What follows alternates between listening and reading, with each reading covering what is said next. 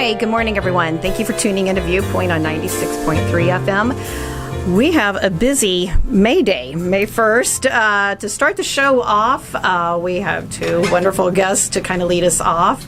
Lesleigh, Bennett, and Bethany Rademaker. I know her very well, Bethany Rademaker. Sorry, I just had one of those blonde moments. Sorry. So anyway, ladies, we have a special concert announcement. You are on the committee there for Logan County Concert for the fair. And I guess we have drum roll or not, Jim. I don't know if we do. But anyway, no worries. So I'll lead it into you guys.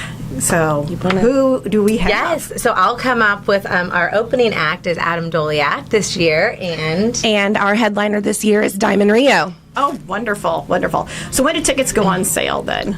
Today. They are today. Yes. Tickets go on sale today on the fair's website. Yep. Awesome. Yep. Great.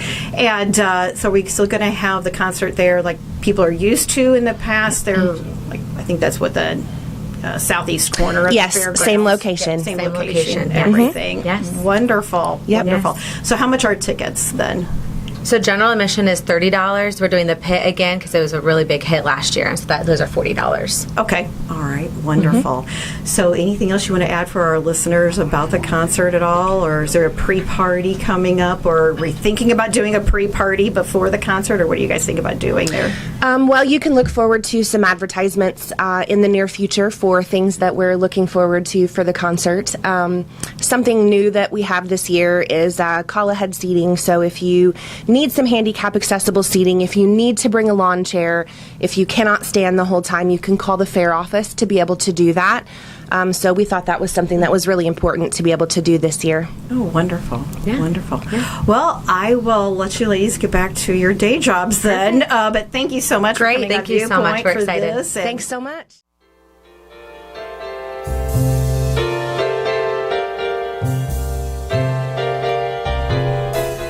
Good morning, everyone. Thank you for tuning into Viewpoint on 96.3. We're back. We just had the Logan County Fair concert announcement, and now we've got some local beef producers with us here. So I guess before the concert, you can grab a burger and go to Logan County Fair, go to the concert. So, yes.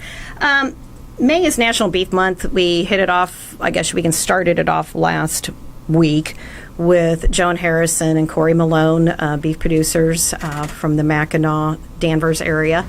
And today we've got Josiah Klockenga from rural Emden, and we've got Dan Haynes from rural Oakford. Actually, Dan, you're not from Illinois. You originally came from Missouri, and but made your roots here now, or planting roots, we should say, here in Illinois. And also in the studio with us is Betsy Pesh from rural Atlanta. So welcome all three of you. Thank you so much. So appreciate it. To start things off, Josiah and Dan, you guys went through the Beef Leadership Academy through the Illinois Beef Association. You want to tell our listeners a little bit about that then? Yeah, so really cool program. I think this is year 2, I believe. Kind of a young beef producer professional development event, I guess with multiple stages. I believe this is we just completed like number 3, and then we'll have here next week. We'll meet in Springfield with some powers that be. It'll be kind of our final stage. But really just advocating for beef, learning about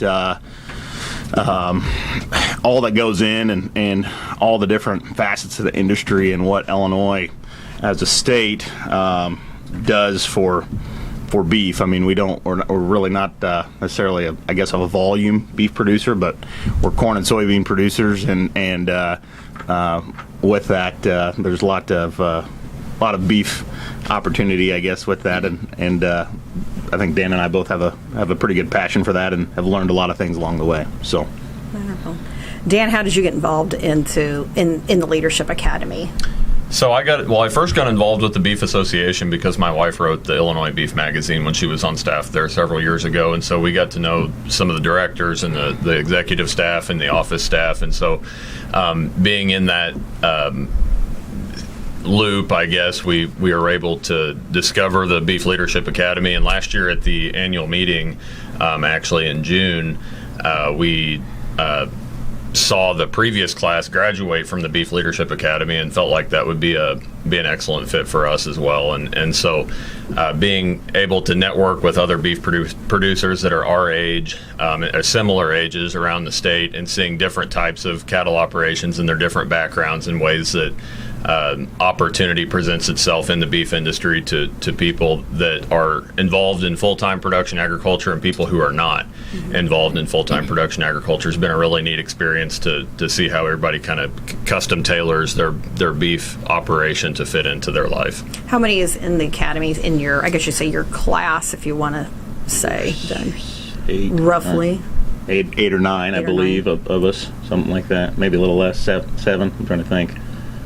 Yeah, a nice core group of us. I mean, there's a few here a little locally, then we have a few from out of the area too, but all kind of have a common passion and willingness to learn about beef, and it's a really good program. I'm excited I get to be part of it.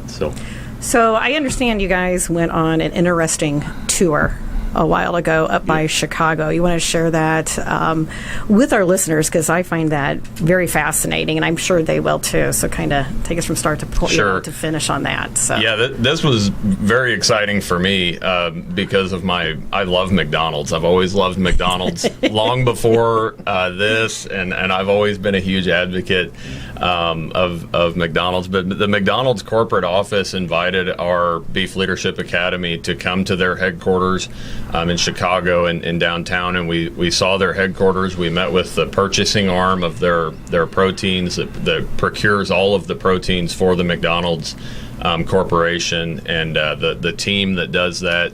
We were able to sit around a table with those people that took time out of their day to meet with us and share their experience and their insight into the industry, into that side of the industry that we don't get to see. Once, at the farm, once the animal leaves the farm gate, and if we don't have a direct sale to a consumer, we a lot of times don't get feedback from the people that take our product after it leaves our hands. And so this was a really great experience to meet with them, to see how they make their business work with our product. And then also, after we left their purchasing office, we went to a processing plant, who is a contractor that works with McDonald's, to process all of their beef patties, both fresh and frozen, and to see how the product is turned into what we're familiar with at the restaurant, and to see the people that are involved in making that. The level of quality control that goes into it. And, incredible. And it is an amazing thing, and it's really reassuring to me to see that in the commercial side and of fast food or just of general food service, that there's people behind the scenes that are truly passionate about what they're doing, and it builds a huge amount of trust in me and in all of our team, and I think it should in everybody for the food that we get over the counter at restaurants, that there's people that love what they do and care about it. And want to take a good product and make it even better. So they're buying actually local, United States sourced beef, and serving it to in the restaurants here. So I'll add some color. So we met with the purchasing arm that Dan mentioned there. FMG is the name of that company, and they started. You think about McDonald's. Mrs. Pesh here. Across from us is actually got a McDonald's cup. So you think about the volume of filled with sweet tea, food, and the volume of business McDonald's does. They have a handful of grinders locations that make these patties. They buy so much volume of beef. I guess at one point they felt like they were, I don't know what they say, 10 years ago, they felt like they were buying such a volume of beef that they were competing against each other themselves to keep those grinders full of beef. So obviously they're dealing most of commodity ground beef product, not so much retail cuts, but ground beef product. But they were buying so much volume. As we know, there's a lot of burgers that goes through McDonald's that they were competing. So they made this market group where essentially it's 15 to 17 people, so pretty tight-knit group, but essentially 5, I think, do primarily all the purchasing for the lower 48 of McDonald's beef. So that's a lot of dollars and a lot of volume of beef. And without getting too specific in numbers, we're calling off of some data they shared with us. But you look at all the burger chains, and not talking not fast food, but just or not all fast food, but just burger chain fast foods. McDonald's volume of beef was, if I recall, and correct me if I'm wrong, I think was 2/3 compared to everybody else. So everybody else. Yeah, everybody else of a burger chain was 1/3 of the volume. Right. So just a massive volume of beef. And as beef producers, Dan talked about quality, but also the market. Obviously, this has got to work from an economics stage too. To make money on some of these livestock projects, but. That much volume of beef, it kind of keeps a good level of price in the market. They have that much of a demand for beef. So I don't know, Dan, you got anything to add on that? That was really intriguing. So Yeah, I think you described it pretty well. Well, thank you. But also too, you're buying a McDonald's burger, so of course the cut, the thickness of it. Yeah. The portion size needs to be precise to do the overall product, for the consumer and make sure it's equal, correct there too. So yeah, and the level of consistency is unbelievable. It's mind-boggling, and the logistics that go into getting, and so their newer thing, I guess it's been out for some time now, but their quarter-pound patties are fresh, never frozen, right, on the quarter-pound burgers. And so the level of organization that it takes and the logistics to take that fresh product from a packing plant where the animal started its path to becoming a hamburger and never freezing that product, the time frame to get that done is much shorter than if we freeze the product and store it to transport or something like that. And so like I said earlier, the people that do that have to really care about what they're doing and make sure that they're doing it right. And the level of consistency and organizational skill that goes into pulling all that off is incredible. I think they said, 2 weeks to 10 days or less, and they have really specific packaging type as well to get that from that grinding facility to the stores. But a lot of those burgers that come out of that package, that facility, that grinding facility, are going in somebody's vehicle through the drive-thru or ordered over the counter in 10 days or less from that store, and to execute that all over the Midwest and all over the country it takes quite a bit of logistics, absolutely, and planning. Absolutely. Wow. So really neat to see, and that was reassuring. I had some family members ask me some questions, and I'm sure maybe Dan did as well. It's like, well, what do you think, behind the scenes of McDonald's? Is there, worry about some things? Is the ice cream machine working? Kind of deal, kind of jokes, but. No, the consistency and the quality was extremely reassuring. I'll echo that sentiment as well. So wonderful. Yeah. So getting to your guys' history a little bit, Josiah, your family names, is a local Logan County name, Yep. everything. Dan, like I said, you hailed from Missouri. So tell us a little bit about yourself and your operation there. Right. So my family, I grew up in Jefferson City, and my family's from that Jefferson City, Eldon, Lake of the Ozarks area, Missouri. So I grew up out on a cow-calf operation on fescue pasture in the Ozarks. And after seeing the world a little bit in college, I met my wife Betty at Mizzou, who is a native of Oakford. And we moved over here whenever we graduated to feed cattle, and I looked at the geography of this area and the feed availability, and I saw a lot of opportunity. And so we made that step and came over here. And she right now she's actually writing for Prairie Farmer, Farm Progress. She's a farm journalist, and she does that remotely, so she's able to stay at home with our daughter Claire, who is 2, and still write and do those things and be a voice for agriculture that way. And I'm feeding cattle and farming there at Oakford. So how many cattle do you guys feed out there? We feed a few hundred cattle. Yeah, just a few hundred. Yeah.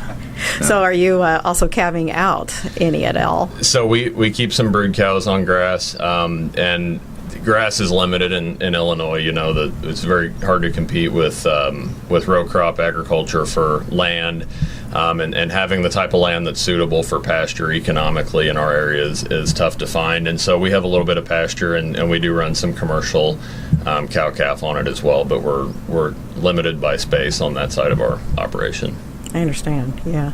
And Josiah, a little bit about your family operation that you have. Yeah, so like as Dan said, corn and soybeans are king, but I still have a passion for livestock and specifically cattle. So my small operation, primarily focusing on kind of purebred genetics there, have an affinity for the shorthorn breed. So raised a few show prospects and sell a few here and there, and just once it's in your blood. So my family at one point, my dad grew up and showed a few shorthorns as well, but then kind of moved into a hog producer as corn and beans were pretty cheap there in the 70s and 80s, and paid some bills with that. But when I came along, I wanted to have a few cattle, so that was fun. And now myself as three little ones come and get bigger every day, they're finding some interest in it as well, which is really fun and really encouraging. So that's wonderful. Yeah. Well, we're going to take a quick commercial timeout, pay some bills with the commercials, and we'll return right back.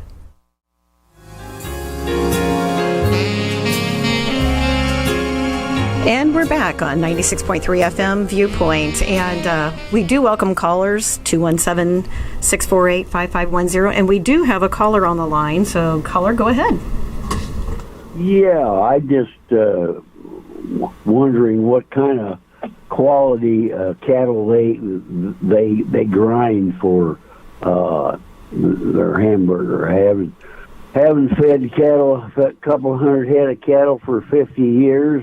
I know what quality I turned out, but I just can't see them grinding a choice beef. Is that what they grind? I think he's referring to McDonald's when you guys went on that tour then. Yeah, so McDonald's uses, and I would say it's as safe to say of probably all processors who produce ground beef, but they take different classes of beef that are classified, sorted basically by the fat content. So everything from 50% lean, they call, all the way to 90+% lean beef. And then they take those trimmings, which could come from really any type of cattle. Those could come from prime grading steers that you would envision your ribeyes and the meat counter coming from, or they could come from animals that are of lower quality as well, that still have quality meat that can be used in that way, so that it's not wasted. And that meat is blended to reach a very precise fat content that works well for their recipe and their restaurants. Yeah, so that's packaged in like a 2,000 pound cardboard box. They call it a combo, I believe, on top of a pallet, usually like a plastic lined. But I think the quality, besides, these aren't retail cuts, so moving away, as Dan said, from quality grade. It could be really any quality grade, but I think quality in a sense of, it is refined to a sense of, it goes through metal detectors, it goes through X-rays, it goes through any and everything technology-wise that we would look at, the human body or anything. I mean, they are inspecting this beef, and if there is 1 ounce of something imperfection that they don't want to put through that into a burger, I mean, boy, they'll destroy a lot of beef. They mentioned a few hurdles that they've struggled with, over the years, that they've pretty much completely moved away from. I mean, they have refined the process for consistency and texture and fat content. I mean, it is incredible that every single one of those thousands and millions of patty, I mean, they're all the same dang color and the same dang texture and the same weight. It's pretty cool to see. So maybe that answers your question, sir. I think something else that's important to remember is that while this process is very mechanized in this day and age, the technology is available to take a lot of the manpower out of the processing equation, that there's still dozens and dozens of sets of eyes and hands that are on this product before it leaves the plant. People handling and stacking the patties, of course, with the appropriate safety gear and health precautions. But the human element is far from missing in this processing, and there's people that do truly love what they do, that monitor every step of this, and really all the machinery and the technology doing is supporting the expertise and the experience that people are already bringing to the processing step. Yeah, well, I'm just curious to what quality of beef they cut. They're not cutting prime cattle or choice cattle. They're going basically with a lot of canner cutter. Right. Well, I mean, it's commodity ground beef, so they're in that volume. They probably had to take it all. So absolutely, yeah. But hey, I mean, hey, a burger's It's beef. It's beef. It's a darn good burger. It's a darn good burger. I assure you that. So. Well, thank you, Donnie. Yeah. We appreciate it. Well, I wish I was still feeding, but I had to quit because of my health. So it worked good for a long time. Absolutely. Yeah. So, You'd make a killing in today's market.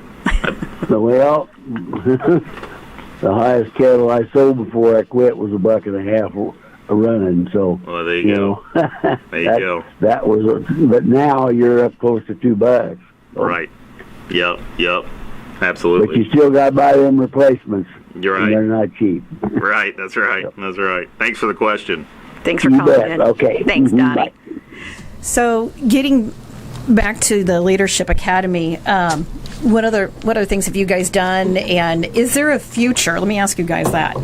Do you see a future for young beef producers coming up, or are we going to get stagnant? Do you think, or not? Or what does the future look like for us as an industry?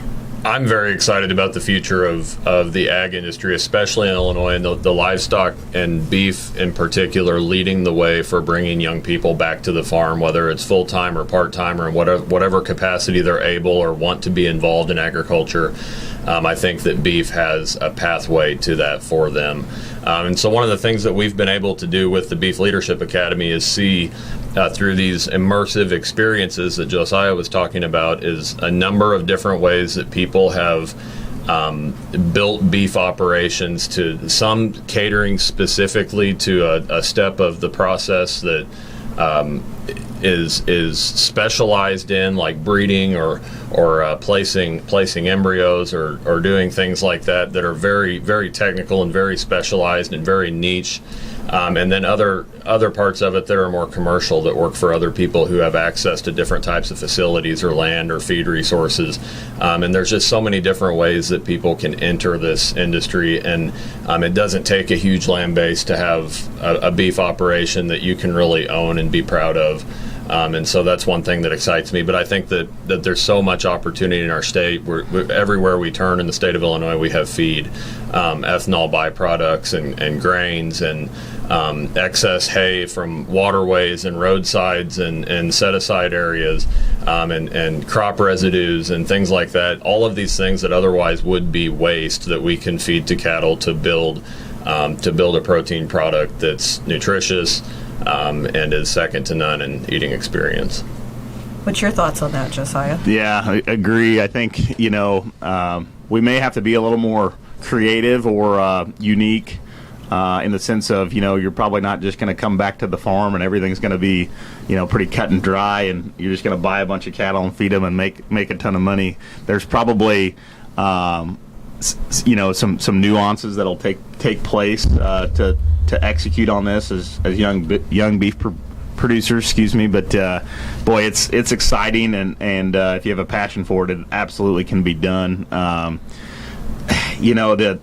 I guess something that I like to think about is, I guess, just beef as a product. I mean, there's just not much replacement for something, as Dan mentioned, something that can eat a forage and turn into a high quality protein like that. No other thing that I guess the Central Illinois eats can do that to that quality. And boy, we're talking about burgers here, but I think most of Central Illinois loves a good steak too. So it's hard to replace that, and it's a unique time in agriculture, but it absolutely can be done, and there is a lot of opportunity. So wonderful, Betsy. You being on IBA's board and on policy.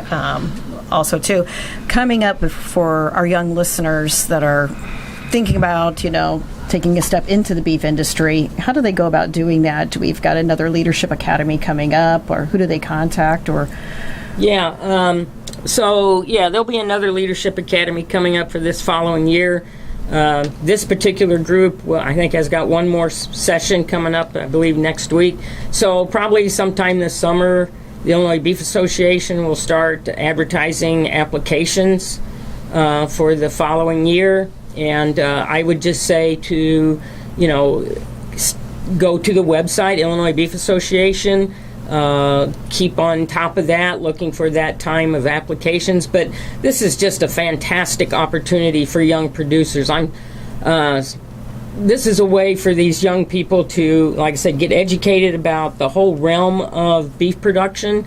And I'm just thrilled, not only for Dan and Josiah, but for all the others that have gone through it and are in it currently, because this is the future right here that I'm looking at right across from me, the future of beef production here. And as Dan emphasized, here in Illinois, we've got it all. We've got, all kinds of feed, ingredients that can feed these cattle that otherwise is, just going to sit there. We can make do even on limited pasture. We can still raise cattle here in Illinois, and just so proud of these guys. And I'm going to play a little card here on Josiah. He's one of my former students, and I've got a couple more over there at Hartsburg-Emden that former students that raise cattle on the side. So I would have to say that those particular ones are really near and dear to my heart right now. And not that I don't like the others, I do, but anybody with beef cattle, touches a fine bone in me here right now. But just so proud of these individuals, and glad they could make it today. And Dan didn't mention that his wife, Betty, is also part of the Beef Academy as well. So, we don't discriminate against, married couples. We've had them in last year and this year as well. So, again, I'm looking at the future of beef production here in Illinois, and it's very, very exciting at this time. That's wonderful, wonderful. Well, gentlemen, I appreciate both of you, coming to the station and promoting beef and our product. And Dan, we might want to say special shout out. Thank you for getting up so early.